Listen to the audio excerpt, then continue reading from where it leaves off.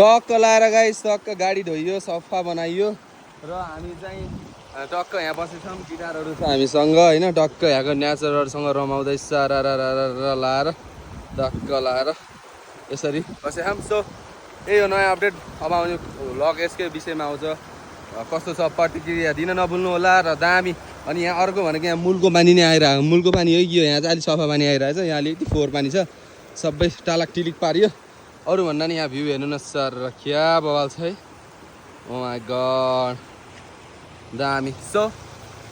भिडियोलाई कमेन्ट गर्न नभुल्नु होला र लाइक गर्न नभुल्नु होला र नि कहाँबाट हालेको छ सबैसँग फलो गर्न नभुल्नु होला है त गाइस थ्याङ्क यू